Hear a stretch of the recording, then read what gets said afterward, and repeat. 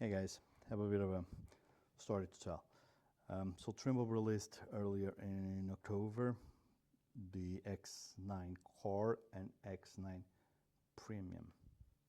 So those are now de facto our on-offer scanners that we have. The X7 as rich is sunset. The last available new units we still have to be purchased. It's still available on our higher fleet, but essentially for new sales, the X9 Core and Premium will be the way forward. You can check the data sheets to see the differences, but in like a snapshot, the X9 Core and the X9 Premium share the same functionality as the X9 product that we had before, which is the self-leveling, the automatic smart calibration, so it doesn't calibrate on every single scan, the increased quality on the panoramic images processing. That's all common between both products. The main difference is now the Core has a maximum range of 80 meters at 500,000 points per second, maximum scan rate. Be careful with our words. And the Premium is a like-for-like replacement of the X9 that was there before, which has a maximum scan range of 150 meters with a maximum scan rate of 1,000,000 points per second. Now, here's what gets interesting, what Trimble really made different this time around.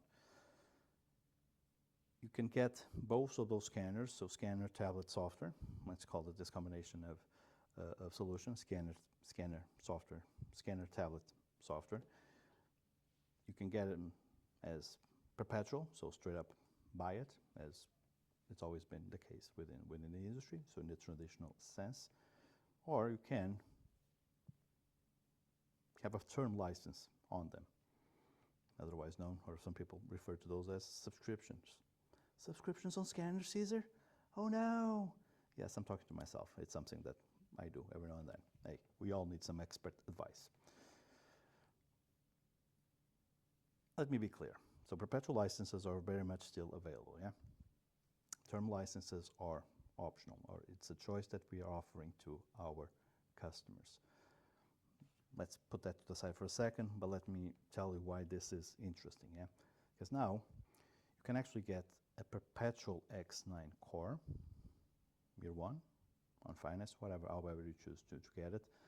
And let's say year two, or at some point during your scanning process, you decide, actually, I would like to have a bit of extra range on my scanner, but I don't want to replace the scanner. Can I unlock that functionality with the current scanner that I have? And the answer is now, yes, you can. Obviously for a fee, at any point in time, is as your prerogative if you choose to unlock a perpetual scanner, perpetual license, everything traditional from a core, because you think you need more range than 80 meters. You basically almost double the range perpetually. Off you go. If you need anything, let us know. You know where to find us. On subscriptions, however, it's different. So I'll tell you how that works, but as I said, I have documents that explain this a bit more clearly. I'm more than happy to share. So if you get a X9 on a term license, term licenses are issued yearly. Let's go with the basics, yeah? You can get an X9 Core, so the basic subscription, 1 year subscription. It will work for 1 year. And then at year two, you get to choose to renew that subscription. Yeah. The difference is the investment that it takes to get access to this technology is a lot lower.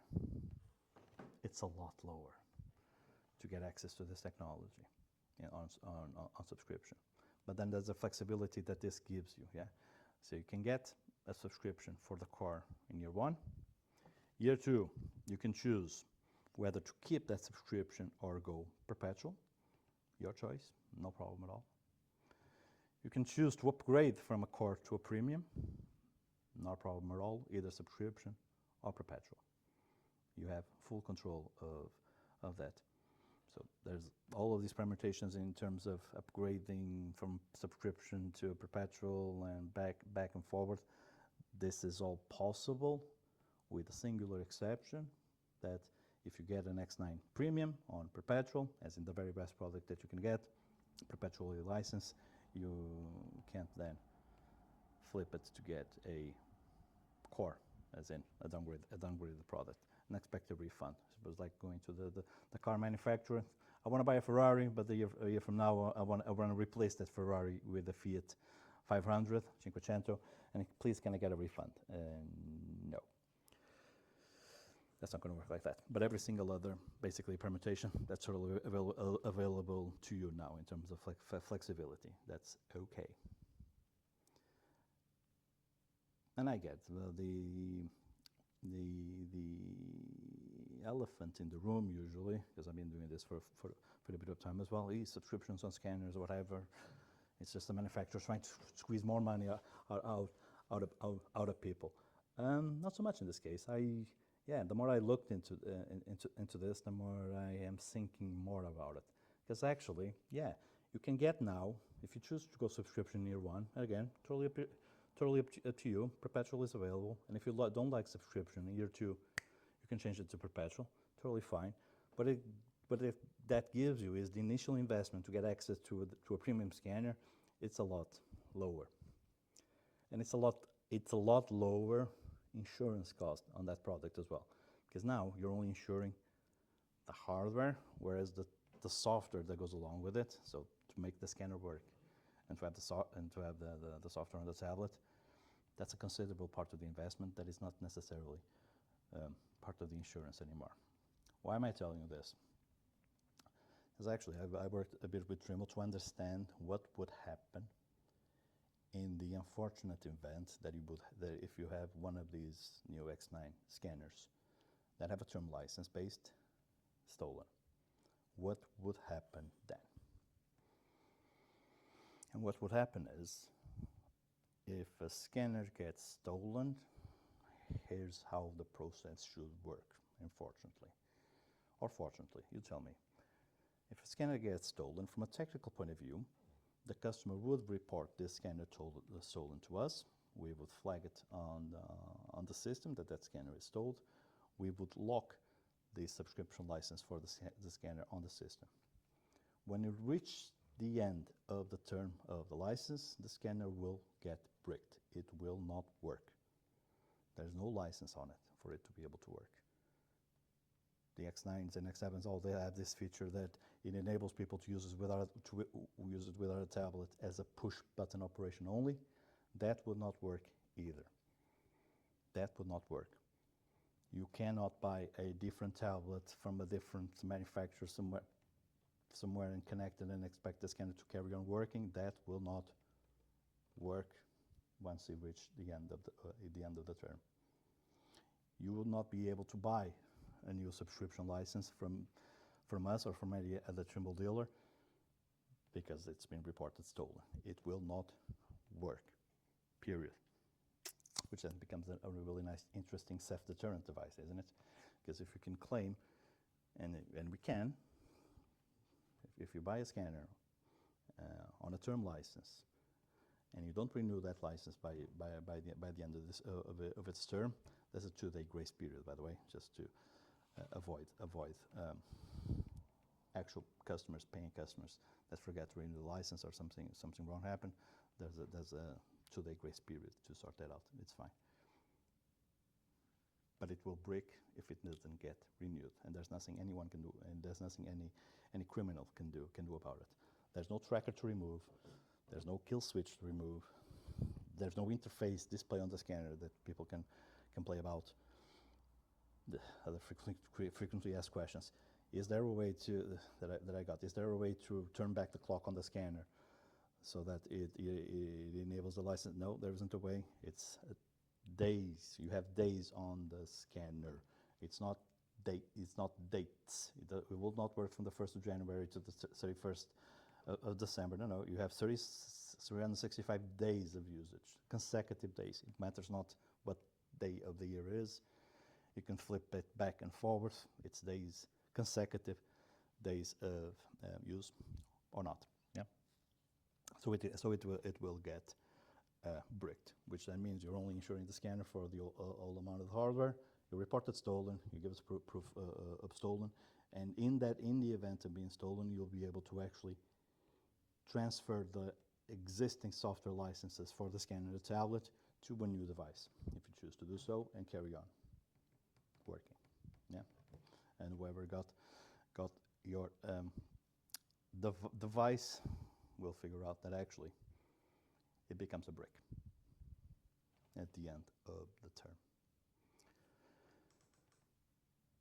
So yeah, though our salespeople are now aware of this process, I think this is an interesting thing for the industry. It's certainly interesting from a sales perspective, because clearly now it's far easier if you choose to go on the term licenses. And again, perpetual are totally available. It's not a problem. We'll carry on working with those. But if you choose to have access to the technology at a much lower investment cost in year one, this is totally possible.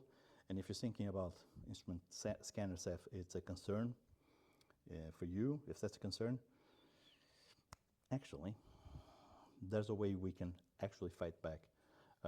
Before I let you go, I think we would mind if I mention something else, because it's also been a common question. Why not have a scanner on a tracker on scanners like we have on total stations?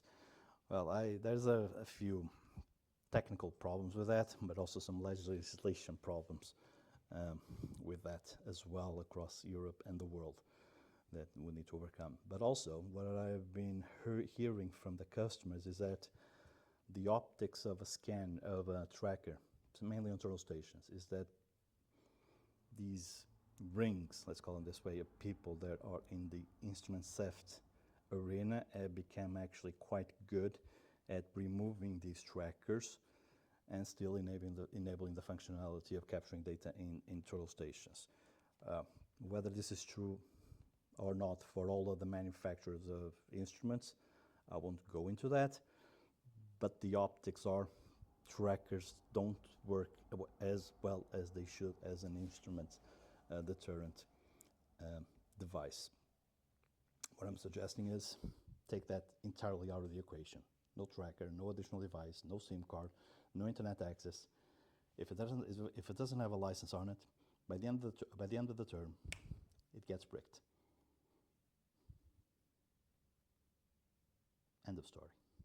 And you can only enable it again if you have in your systems that you own this kit, you renew the license. In that case, off you go. And if you think about it, it's actually not unlike what other people that are in the subscription business are doing. So I'm not sure how many of you like to play. I'm in my 40s. I'm sorry. Actually, I'm not sorry. I still like to play in my consoles. Even now, how it works in this space, in the PlayStation, Xbox, whatever space, if you buy a digital game, you still need to have a console which is online. You still need to have it updated to the latest firmware version, because that's what lets you log into the license servers to retrieve the license, digital license that you bought in order to play that game. If these steps are not followed, you cannot play it. You cannot just transfer it. But if your console gets nicked or stolen, you can just actually, I'm going to change the password, have my new one. Whoever got it from me can't get access to my library of games anymore. So yeah, I think as an industry we should look more into this, because it does sound like a bloody good idea to me. Let me know what you think. This is probably one of the biggest videos I've done outside webinars. Drop me a line in the comments. I'm pretty sure we actually welcome this. I think this is a kind of new way or different way to go about it. We're not going to have all of the answers because we don't understand all the questions. If you have questions, by all means, question away. We will do our best to answer them. That said, I hope you have a great day and a great weekend, and I will speak to you soon.